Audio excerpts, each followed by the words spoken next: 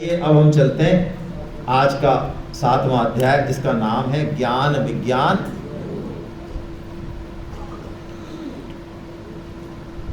गीता में भगवान ने कुछ अध्याय अपनी तरफ से बोले हैं, अर्जुन ने प्रश्न नहीं किया। तो जो अध्याय गीता में भगवान ने अपनी तरफ से बोले हैं वो अध्याय बहुत ही गंभीर और अत्यंत कृपामयी है वो, क्योंकि उसमें भगवान ने अपनी बात बताई है। अर्जुन ने पूछी वो तो उत्तर दे दिया। ये जो 7वां अध्याय है ये भगवान के अपनी तरफ से बोलने वाला अध्याय है, जिसका नाम है ज्ञान विज्ञान। ज्ञान क्या है भाई? किसी बात की जानकारी होना ये ज्ञान है। कहते हैं ना हमें इंफॉर्मेशन है, ये चीज है। जैसे हमने हिमालय के बारे में किताब लिख दी कि हिमालय में ऐसे ऐसे साधु संत होते हैं, ऐसे ऐसे ऊंची ऊंची शिखर है, फलाना है ठिकाना, किताब लिख दी हमने इधर उधर से करके, तो ये ज्ञान हो गया। हिमालय के बारे में हमको काफी ज्ञान है। लेकिन विज्ञान क्या है? हमने हिमालय पूरा देख रखा है, सारा हम वहीं निवास कर रहे हैं, सारा उसका अनुभव है, हमको देखा। ज्ञान नहीं है, क्या है? विशेष ज्ञान, अनुभव हो गया उस चीज का जो हम कह रहे थे, जिसको ज्ञान को, जिस जानकारी को, उसका अनुभव हो गया। तो विज्ञान जो है ना, ये ज्ञान और विज्ञान है। ये भगवान ने ज्ञान को संपूर्ण नहीं बताया। भगवान कह रहे हैं मैं विज्ञान सहित ज्ञान कहूंगा तेरे से, जिससे कि तुझे मेरी प्राप्ति हो जाएगी। विज्ञान सहित ज्ञान मतलब अनुभव सहित ज्ञान कहूंगा। तो यानी कि ये बात है, भक्ति की बात है। यहाँ पे विज्ञान सहित ज्ञान का मतलब भक्ति ही है। भक्ति कह लो, प्रेम कह लो, शरणागति कह लो, समर्पण कह लो, बात एक ही है। तो ये भक्ति है क्या? ये ज्ञान और कर्म से अलग है। ये भक्ति कैसे अलग है? देखिए, ऐसा मान लो, स्वामी जी के उदाहरण ले तो, कि धन हमारे पास है, ये तो है ज्ञान। इतने रुपए हमारे पास, 1 करोड़ यहाँ रखें, सोने के बिस्किट वहाँ रखें, प्लॉट कागज वहाँ रखें, ये तो हो गया ज्ञान। लेकिन ये 1 करोड़ 10 करोड़ हो जाए, ये प्लॉट और बढ़ जाए, ये जो धन में आकर्षण हो जाए हमारा कि ये कैसे और बढ़े, मीठा लगे, पैसे की झंकार भी आए तो एकदम से आनंद आ जाए, है ना? तो ये क्या है? ये विज्ञान है। धन में आकर्षण होना क्या है? गाय बछड़े को दूध पिलाए, ये ज्ञान है। लेकिन दूध के साथ प्रेम से उसको चाटे, बछड़े को जीभ से पोषण करे, दुलार करे उसका। स्वामी जी कहते हैं जैसा पोषण दूध से होता है, उससे कई गुना पोषण किससे होता है? चाटने से होता है। क्यों होता है? क्योंकि हर जीव की जो खुराक है, मूल खुराक, वो क्या है? प्रेम है। यही तो बात है। ज्ञान और कर्म इसलिए तो पीछे रह जाते हैं, क्योंकि हम सब भगवान के अंश हैं। तो मूल में हम सब चाहते क्या हैं? प्रेम चाहते हैं। ज्ञान योग से, कर्म योग से भी मुक्ति होगी, इसमें कोई दिक्कत नहीं है। जन्म मरण से मुक्ति हो जाएगी, तनाव दुखों से मुक्ति हो जाएगी, अखंड आनंद मिल जाएगा, शांत आनंद मिल जाएगा, लेकिन तृप्ति नहीं होगी। क्यों? क्योंकि जीव को, भक्त को, हमको एक ऐसा आनंद चाहिए जो रात और दिन बढ़ता रहे, दिन दूना रात चौगुना, प्रतिक्षण वर्धमान जिसे कहा, वो क्या है? वो भक्ति है। ये भक्ति बहुत विलक्षण है। इस भक्ति के बारे में भगवान जो है वर्णन कर रहे हैं, है ना, कि कैसी है भक्ति। आइए हम श्लोक पढ़ते हैं। पहला श्लोक इस अध्याय का। मय्यासक्त मना पार्थ योगम युञ्जन मदाश्रय असंशयं समग्रं मां यथा ज्ञास्यसि तच्छृणु। 2 चीजें हैं यहाँ। पहले तो भगवान ने बताया कि भक्ति कैसे होगी। तो ऊपर की लाइन में तो भक्ति कैसे हो, भक्ति की पहचान क्या है, प्रेम की पहचान क्या है, वो बताया। और नीचे भगवान ने घोषणा की कि मैं तेरे को समग्र रूप को बताऊंगा, मेरे समग्र रूप को बताऊंगा। अब आप देखिए, भगवान के समग्र रूप को क्या हम अपनी बुद्धि से, विवेक से और विचार से जान सकते हैं? कभी नहीं जान सकते। क्योंकि भगवान सबके आदि हैं। गुरु हो, महर्षि हो, माता हो, कोई भी हो, सबके आदि हैं भगवान, सबके गुरु हैं, सबसे पहले हैं। जो सबसे पहले हैं, हम उनके बाद आए हैं, तो हम अपनी बुद्धि और विवेक से उनको, तो भगवान के समग्र रूप को जानना है। समग्र का मतलब वो निर्गुण है, सगुण है, साकार है, निराकार है, वो कृपावान है, प्रेममयी है कि कठोर है कि क्रूर है, कैसे हैं भगवान, काले हैं कि गोरे हैं। समग्र का मतलब टोटलिटी में जानना भगवान को। तो टोटलिटी में यदि भगवान को जानना है तो फिर भगवान ही हमको बताए, हम अपने दम से उनको जान नहीं। बेटा जो कि माँ के जन्म के 25 साल बाद आया है, उसका जन्म हुआ है, वो माँ को कभी भी कितना ही जोर लगा ले वो अपनी बुद्धि और बल का और साइंस का, लेकिन वो माँ को पूरी तरह नहीं जान सकता। कैसे जानेगा? हाँ, माँ यदि कोई घटना, कोई परिस्थिति, कोई गुप्त बात उसको बता दे अपने बारे में, उसके बारे में, तो वो जान जाएगा। माँ बता दे कि ऐसा ऐसा हुआ, तो तेरा जन्म हुआ, तेरे जब वो है पापा आए उस समय ऐसा हुआ और उस समय ऐसा हुआ, तो वो जान जाएगा। हॉस्पिटल ले गए थे, घर पे दाई, जो भी बात उसके, तू पैदा हुआ जब ऐसा था वैसा था, मैं जब कॉलेज में पढ़ती थी तो ऐसी थी वैसी थी, ये हुआ, वो जितना माँ बताना चाहे वो जान जाएगा, उतना जान जाएगा। माँ नहीं बताए तो वो, इसलिए तुलसीदास जी ने कहा कि भक्ति की शुरुआत शरणागति से होती है, समर्पण से होती है। भगवान यहाँ इसीलिए अर्जुन को कह रहे हैं कि मैं तुझे समग्र रूप को बताऊंगा। भगवान खुद ही बताएंगे, अर्जुन नहीं जान सकते। इसलिए तुलसीदास जी कहते हैं, सोई जानहु जेहि देहु जनाई, जानत तुम ही होए जाई। सोई जानहि जेहि देहु जनाई, वही जान सकता है जिसे आप जनाना। और हे ईश्वर, हे प्रभु, हे श्री राम, आप जनाते हैं अपने आप को, तो आपको जानते ही वो आपके समान हो जाता है। जानत तुम ही होई जाई। जीव बना है वास्तव में तो ये ब्रह्म ही है, तो वो जीव भाव खत्म हो जाता है, वो ब्रह्म रूप हो जाता है। तो ऐसी ये किससे होगा? ये भक्ति से होगा। तो भक्ति कैसे होगी? तो भगवान ने 2 चीजें बताई इस श्लोक में। अब हम इस श्लोक पे चलते हैं। भक्ति मन से होती है, ये स्पष्ट कर रहे हैं भगवान यहाँ पे। भक्ति प्रकट तो होती है इंद्रियों से, हम भगवान को सजाएंगे, नाचेंगे, गाएंगे, भोग लगाएंगे। भाई कुछ लोगों को नींद आ रही है, वो टहल रहे हैं, है ना, वो टहल रहे हैं, क्योंकि मुझे पसंद नहीं है।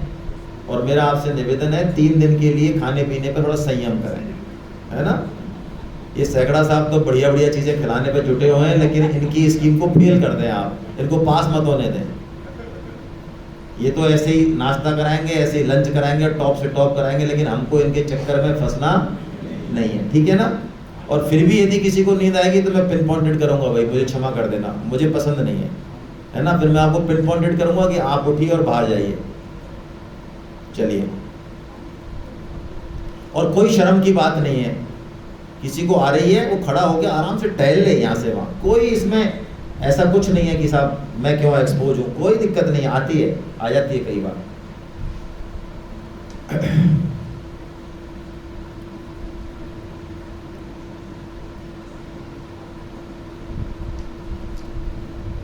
भक्ति मन से होती है, इंद्रियों में प्रकट होती है।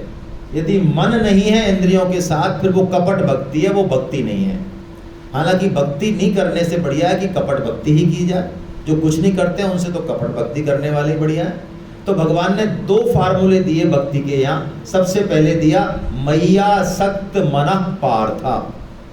स्वामी जी कहते हैं भगवान ने जब भी पार्थ शब्द बोला है ना, गीता में 9 बार बोला है मात्र, पूरी गीता में, वहां भगवान ने बहुत कोई महत्वपूर्ण बात कह दी। हमें नहीं समझ में आ रही है वो अलग बात है, स्वामी जी समझाएंगे, कोई और समझाएगा। पार्थ का मतलब है भगवान ने बहुत गोपनीय बात कह दी, अपने हृदय की बात कह दी, उसको पकड़ना चाहिए हमको गीता में। पार्थ भगवान ऐसे ही नहीं बोलते, जब हृदय उमगता है भगवान का तब बोलते हैं वो। तो यहाँ भगवान ऐसा गोपनीय रहस्य प्रकट कर रहे हैं जो कि वास्तव में हर किसी के सामने प्रकट नहीं करना चाहिए। तो भगवान कह रहे हैं मेरी भक्ति के दो पिलर हैं। पहला पिलर क्या है? मय्यासक्त मनः पार्थ, मन मुझ में आसक्त होना चाहिए। आसक्त का मतलब छुड़ाए छूटे नहीं, हटाए हटे नहीं। ऐसे कितने लोग हैं जो 24 घंटे में सिर्फ 5 या 10 मिनट व्हाट्सएप देखते हैं?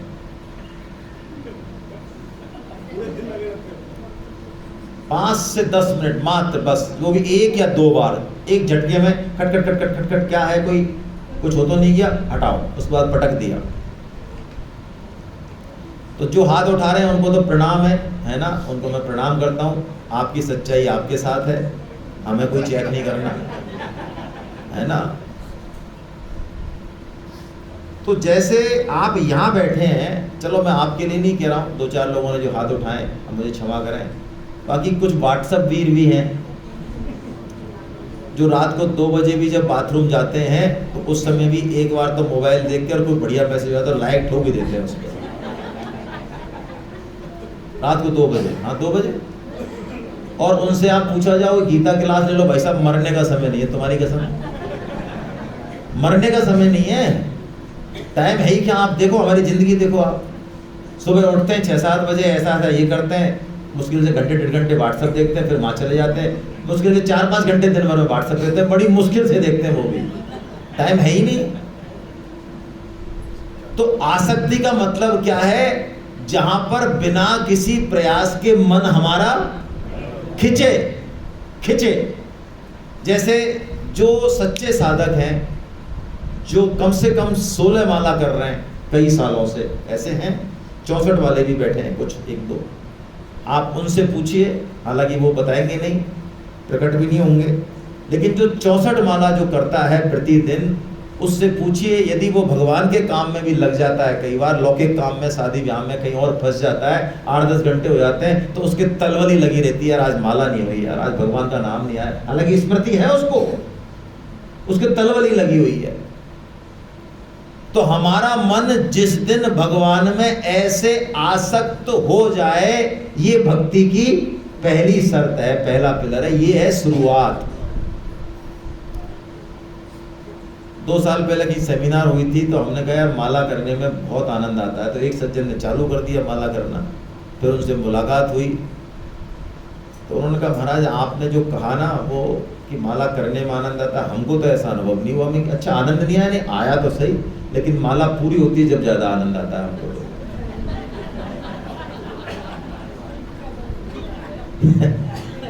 4 माला का नियम लिया तो 4 माला जैसे भी जब कलेश कटता है तब एकदम से आनंद जरूर आता है, बाकी आप जो कहते हो कि माला में आता है वो तो हमको नहीं आया है, कलेश कटने के बाद जरूर आता है। देखो सही बात है, ये सच्चे आदमी जो सही बात कह रहे हैं, कम से कम हिम्मत तो है इनमें कहने की। भाई जिसमें सच बात कहने की हिम्मत है, भगवान उसकी गाड़ी आगे ले जाते हैं। तो कोई बात नहीं, चलो आप ये मान लो माला में नहीं आया, कलेश कटने के बाद आया, आप चालू रहिए भाई, आपको धीरे धीरे वो कलेश कटने की जगह बीच में भी आने लग जाएगा। आप छोड़ो मत उसको, छोड़ दोगे तो फिर दिक्कत होगी, फिर पछताएंगे हम, बहुत बुरा पछताएंगे, बहुत बुरा, है ना। मैं आपको बताऊं, व्यक्तिगत अनुभव कह दो ये, हालांकि व्यक्तिगत अनुभव कहना नहीं चाहिए, बुजुर्गों की हालत देखते हैं, बहुत कष्ट होता है मन को। हम लोग कैसे हैं, हम उनकी सेवा कर पा रहे हैं कि नहीं कर पा रहे हैं, ये एक पक्ष है, इस पे भी खूब चर्चा होती है, लेकिन मैं दूसरा पक्ष कह रहा हूं। बुजुर्गों का जो स्वभाव उन्होंने बना लिया पूरी जिंदगी, वो उनको इतने दुख देता है जिसकी कोई सीमा नहीं है। आपको क्या लगता है, किसी बुजुर्ग को, माता को, या किसी को, पिता को, या किसी स्त्री पुरुष को आप माला दे दो और उसको कह दो तेरे को टाइम पे रोटी मिल जाएगी, तेरे को ज्यादा फपून से मतलब नहीं है, तेरे को क्या लेना देना है, कोई कहाँ जा रहा है, कहाँ आ रहा है, भाड़ में जाए ना कुआं में जाए, तू अपने बैठ के माला करना, आराम से भगवान का नाम जप दे, कितना मजा आता है। तो क्या लगता है आपको, कर लेगी वो या कर लेगा? यदि वो कर ले या कर लेगी या कर लेगा, यदि कर ले वो, मैं कह रहा हूं वो बैठे बैठे पूजे, वहां पे पूजे। जो भगवान से लो लग गई ना जिसको, जो बोलने पे भी बोले, 2 बार बोलो तो 1 बार बोले, तो कोई लेना देना नहीं। रोटी दे दो तो मतलब नहीं है, आपको खुद जाओ तो मतलब नहीं है, इसका भगवान में लौ लग गई। आप कैसे ही हो भले, आप पूजोगे उसको, भगवान के सुरक्षा चक्र है उसके, उसका कोई बाल बांका नहीं कर सकता। लेकिन बहुत बुरी हालत है हमारी, और उसका दोषारोपण हम सब पे करते हैं, परिवार वालों पे, सब पे, ईश्वर पे भी कर देते हैं। कल मैं कहीं गया, बताऊंगा तो नहीं रिश्ता, तो मैंने उनको, बहुत बुरी हालत है उनकी, हड्डी टूटी हुई है, फीमर बोन सब चीज़ें, तो मैंने उनसे यही कहा मैंने कि आप भगवान का नाम लो, अब किसी पे ना मेरी तरफ मत देखो, ना बेटे की, कुछ किसी की तरफ मत देखो, ये कर रहे हैं कि नहीं, कर तो रहे सेवा, तो बस कि भगवान कुछ नहीं करे, और उसने मेरा कोई न्याल नहीं किया। बताओ, अब ये रोटी मिल रही है और बेटा वो सेवा कर रहे हैं, ये न्याल नहीं किया भगवान, और भगवान न्याल नहीं करेंगे तो और किससे उम्मीद कर रहे हैं भाई हम? तो हम अपना स्वभाव अभी से बना लें, 16 माला, 32 माला, 64 माला यदि करने लगेगा तो ऐसा है निकट्टुआ काम है। मैं कह रहा हूं ये असली काम है भगवान का। जीवन सुधर जाएगा, जीवन, बुढ़ापे का बीमा हो जाएगा बहुत शानदार वाला। दुख आएगा, दुख जैसा लगेगा नहीं, क्या चाहिए और? ये गारंटी नहीं लेती दुख नहीं आएगी, गीता गारंटी नहीं लेती, दुख तो आएगा, आने दो तो क्या दिक्कत है, जूता पहना देगी, कांटे तो आएंगे, जूते पहना देगी गीता। लेकिन अभी दुनिया भर में मन लगाया आलतू फालतू चीजों में, जो कुत्ते गधे और घोड़े कर रहे हैं वही काम हम कर रहे हैं यदि, और बुढ़ापे में बहुत दुर्गति होगी भाई, ये मन जाएगा नहीं बुढ़ापे में फिर। इसलिए भक्ति की शुरुआत कैसी? भगवान ने कहा मेरे में आसक्त मन वाला। अब मन आसक्त हो गया, अब उसके बाद आप बैठे हो तो, उठ रहे हो तो, सो रहे हो तो, सांस ले रहे हो तो, बिजनेस का काम जो भी कर रहे हो, भक्ति हो रही है। अब भक्ति के अलावा होगा क्या? और होगा क्या यदि आपको भगवान का स्मरण है? होगा ही फिर अपने आप। मन जब भी आसक्त है तो भगवान का स्मरण, यदि हरि स्मृति सर्वबद्ध मोक्षनाथ, ये भागवतम का सार वाक्य है। 18,000 श्लोक है भागवतम में, और उसमें से यदि जूस निकाल दें, यदि संतों ने जूस निकाल के दिया तो संतों ने कहा हरि स्मृति सर्व विपद विमोक्षनाथ। ओहो क्या बात कही। यदि भगवान का स्मरण है तो कोई विपत्ति आ ही नहीं सकती, आगे भी चली जाएगी, कुछ नहीं बिगाड़ सकती। कैसी बढ़िया बात है। ये सब काम होंगे। कोई ये ना सोचे साहब ये हमारा परिवार का पालन पोषण कौन करेगा। गलतफहमी जितनी जल्दी मिटा दो बहुत बढ़िया है। ये बिजनेस कौन कर रहा है? आपका तो नाम ही गीता है, इसलिए आपका अनुभव ऐसा होगा ही।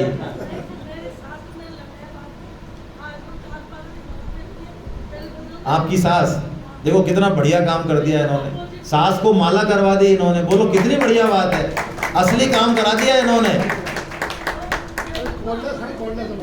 हालांकि सास ने आराम से की नहीं होगी माला, तो आप आपसे डरती होंगी पर थोड़ा बहुत हुआ।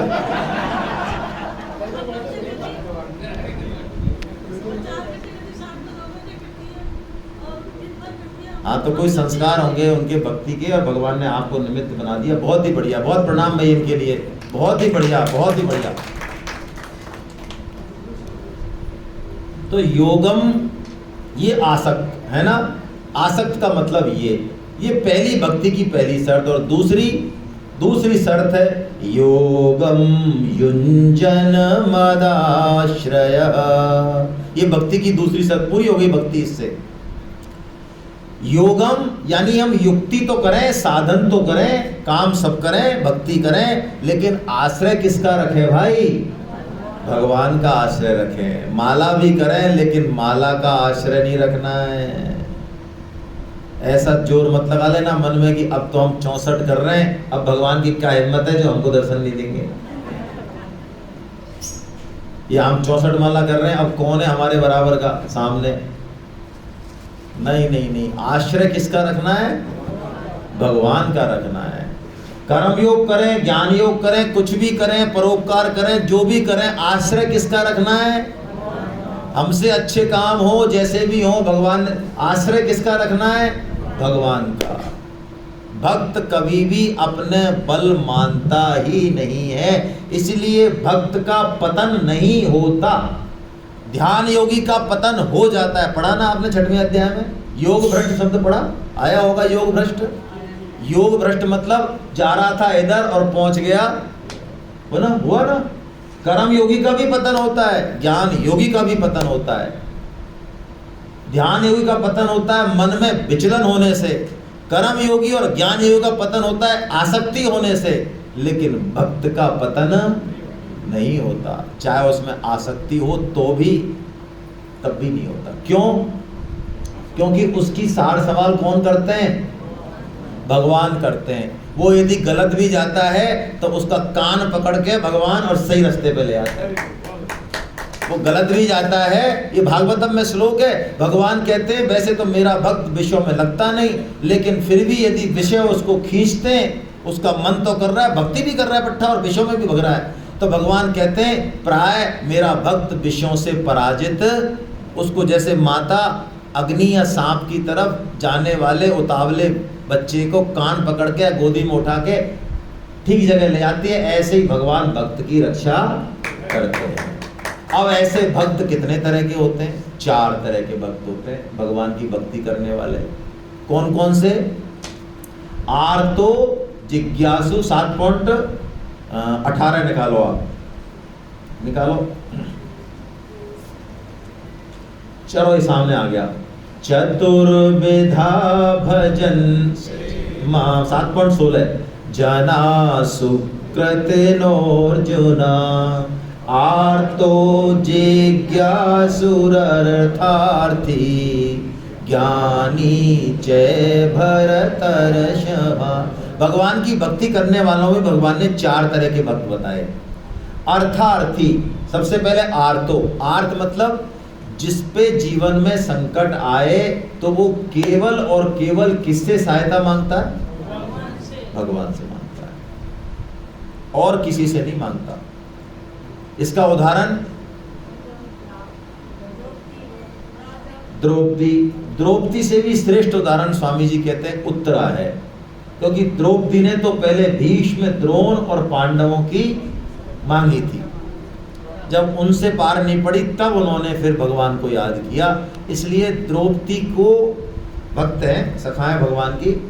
लेकिन उत्तरा के सामने सारे पांडव खड़े हुए थे, सारे लोग खड़े हुए थे, लेकिन उत्तरा ने जब ब्रह्मास्त्र उसके गर्भ को जलाने लगा, अश्वत्थामा का ब्रह्मास्त्र, तो उत्तरा ने किससे पुकार करी? भगवान कृष्ण से। तो संकट में केवल भगवान से सहायता मांगना, ये आर्त भक्त है। वो लोग कैसी बढ़िया बात है। संकट हमारे जीवन में आए, हम किसी न किसी ने आगे तो रोते ही हैं भाई, रोना ही पड़ेगा। हम तो कोई ऐसे बलशाली तो है नहीं, सभी लोग, हर आदमी किसी न किसी का सहारा चाहता है, आश्रय चाहता है। तो केवल भगवान का यदि सहारा कर लें तो भगवान सहायता भी करेंगे और हमको जो है सर्टिफिकेट भी दे रहे हैं आर्त भक्त होने का। बोलो कितनी बढ़िया बात है।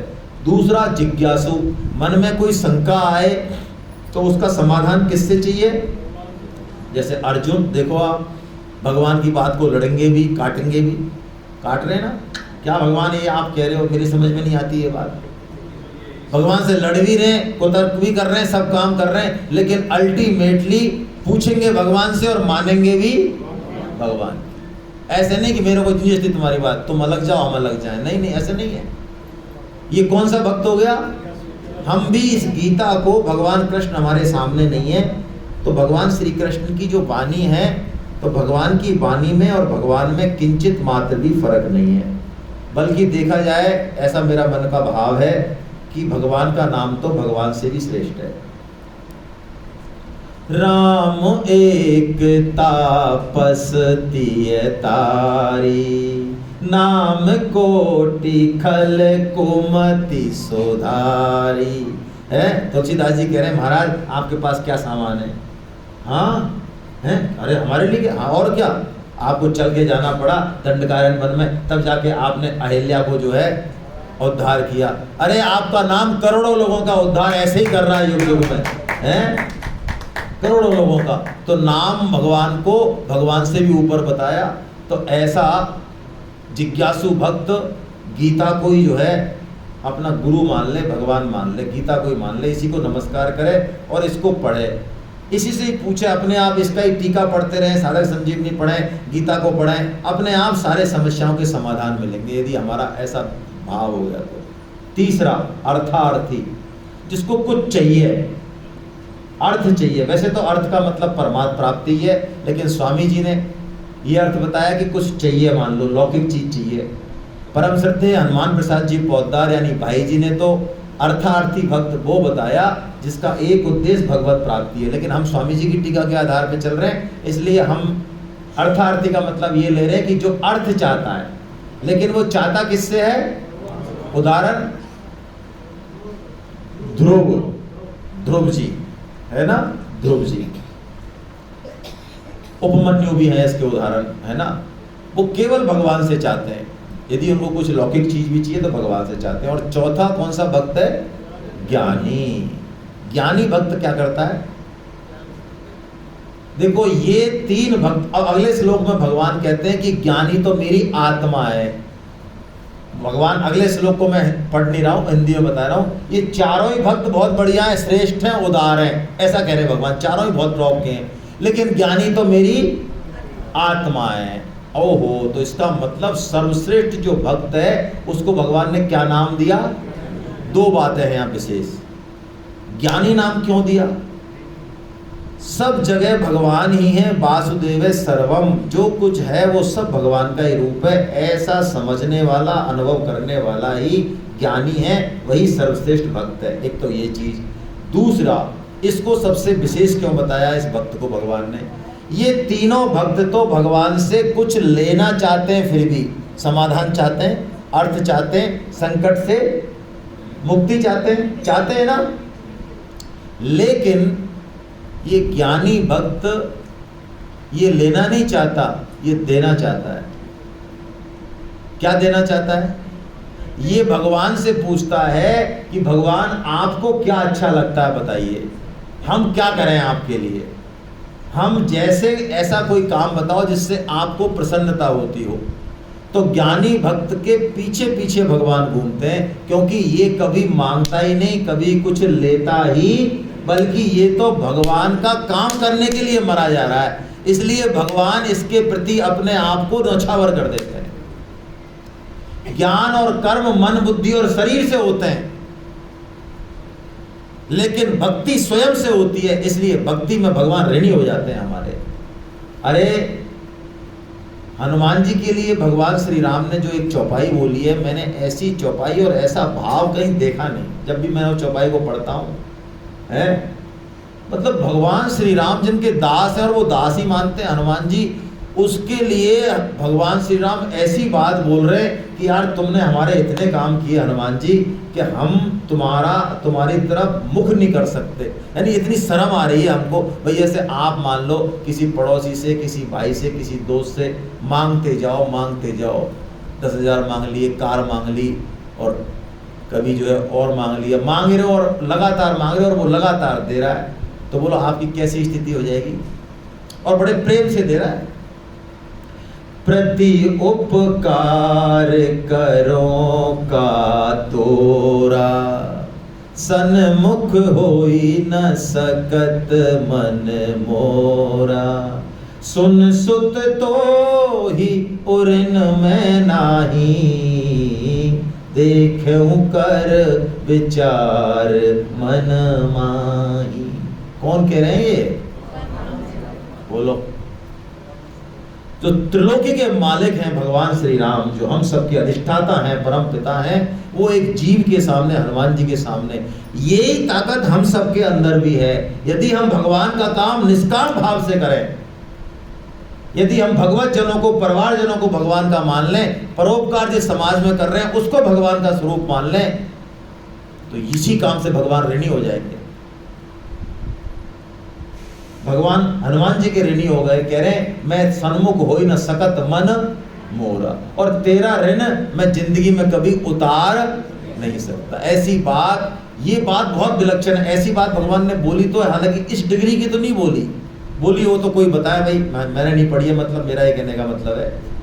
गोपियों से तो जरूर बोली है, लेकिन हनुमान जी से जो बोली है वो गोपियों से भी नहीं बोली है इतनी। गोपियों से तो बोली है भगवान ने कि हे गोपियों, मैं तुम्हारे इस प्रेम भाव का सदैव ही ऋणी रहूंगा, मैं इसका बदला नहीं चुका सकता। हाँ, तुम चाहो तो मुझे ऋण कर सकती हो, चाहो तो, बाकी मेरी तो कोई ताकत। ये ज्ञानी भक्त है भाई, ये बहुत प्यारा भक्त है ज्ञानी।